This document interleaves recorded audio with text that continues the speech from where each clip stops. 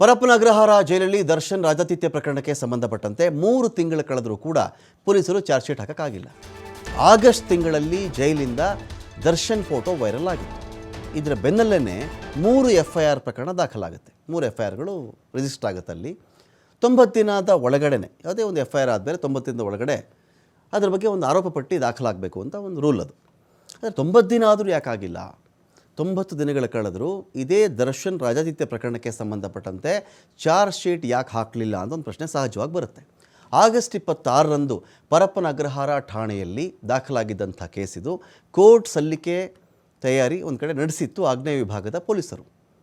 ಇದೀಗ ಪೊಲೀಸರು ತಟಸ್ಥರಾಗಿದ್ದಾರೆ 3 ಪ್ರಕರಣದಲ್ಲಿ ಜೈಲಿನ ಅಧಿಕಾರಿಗಳ ಪಾತ್ರದ ಹಿನ್ನೆಲೆಯಲ್ಲಿ ಅಂತ ಹೇಳ್ತಾ ಇದ್ದಾರೆ. ಪ್ರಾಸಿಕ್ಯೂಷನ್ ಪರ್ಮಿಷನ್ಗೋಸ್ಕರ ತನಿಖಾ ಅಧಿಕಾರಿಗಳು ಕಾಯ್ತಾ ಇದ್ದಾರೆ. ಅನುಮತಿ ಸಿಕ್ಕ ಬಳಿಕ ಜೈಲಧಿಕಾರಿಗಳ ಹೇಳಿಕೆಯನ್ನು ದಾಖಲು ಮಾಡಿಕೊಂಡು ಆಮೇಲೆ ಚಾರ್ಜ್ ಶೀಟ್ ಹಾಕ್ತಾರೆ ಅಂತ.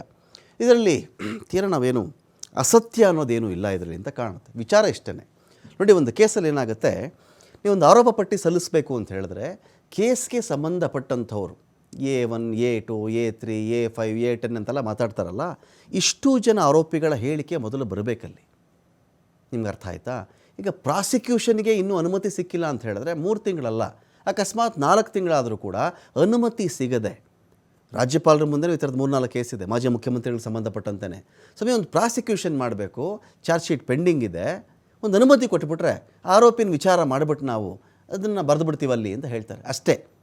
ಯಾವ ಪ್ರಕರಣದಲ್ಲಿ ಯಾರ ಮೇಲೆ ಆರೋಪ ಬಂದಿದೆಯೋ, ಜೈಲ್ ಅಧಿಕಾರಿನ ಇನ್ನೊಬ್ಬರ ಮತ್ತೊಬ್ಬರ, ಅವ್ರ ಪ್ರಾಸಿಕ್ಯೂಷನ್ಗೆ ಅನುಮತಿ ಸಿಗಬೇಕಲ್ಲ, ವಿಚಾರಣೆ ಕೂರಿಸ್ಕೋಬೇಕಲ್ಲ, ಅವರನ್ನು ಕೂರಿಸ್ಕೊಂಡು ಅವ್ರು ಏನು ಹೇಳ್ತಾರೆ ಅದೆಲ್ಲವನ್ನೂ ಕೂಡ ಕೂಲಂಕಷವಾಗಿ ಒಂದು ಕಡೆ ಚೆಕ್ ಮಾಡಿಕೊಂಡು ಒಂದು ಕಡೆ ಅದನ್ನು ಪಾಯಿಂಟ್ಸ್ ಮಾಡಿಕೊಂಡು ಇಂತಿಂಥ ಆರೋಪ ಇವ್ರ ಮೇಲಿತ್ತು, ಅದಕ್ಕೆ ಇವರಿಂದ ಉತ್ತರ ಬಂದಿದೆ, ಇದರಲ್ಲಿ ಇವ್ರು ಸುಳ್ಳು ಹೇಳ್ತಾ ಇದ್ದಾರೆ, ಇವ್ರು ಆರೋಪ ಮಾಡಿದ್ದಾರೆ ಅಥವಾ ಇವ್ರು ತಪ್ಪು ಮಾಡಿದ್ದಾರೆ ಅಂತ ಒಂದು ಆರೋಪವನ್ನು ಹೊರಿಸ್ತಾರಲ್ಲ, ಅದೇ ಚಾರ್ಜ್ ಶೀಟು.